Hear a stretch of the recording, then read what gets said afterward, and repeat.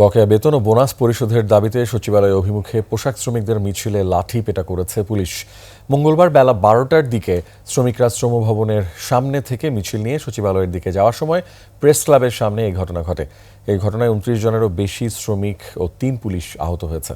বিস্তারিত জানাচ্ছেন দীপু শিকদার।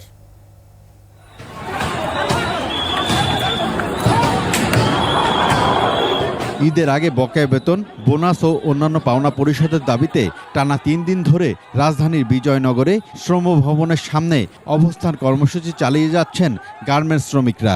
সোমবার নয়াপল্টনের সামনে সড়ক অবরোধ করলেও মঙ্গলবার তারা শ্রম ভবন থেকে সচিবালয় অভিমুখে মিছিল নিয়ে যান।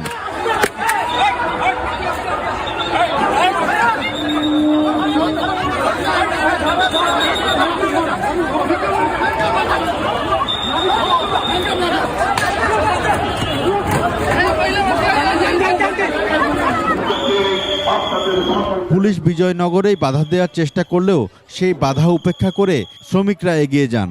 পল্টন পার হয়ে তোপখানা রোডের প্রবেশ করার সময় পুলিশ আবারও বাধা দেয়, হয়ে ওঠে মারমুখী।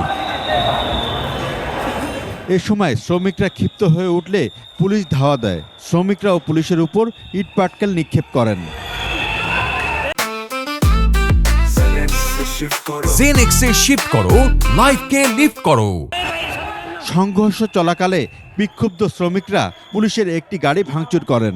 পরিস্থিতি নিয়ন্ত্রণে পুলিশ সাউন্ড গ্রেনেড ও টিয়ার সেল নিক্ষেপ করে। এই ঘটনায় শ্রমিকদের মধ্যে আতঙ্ক ছড়িয়ে পড়ে এবং তারা ছত্রভঙ্গ হয়ে যান। পরে বিক্ষুব্ধ শ্রমিকরা আবারও শ্রম ভবনের সামনে অবস্থান নেন। দীপু শিকদার, 21 টেলিভিশন, ঢাকা।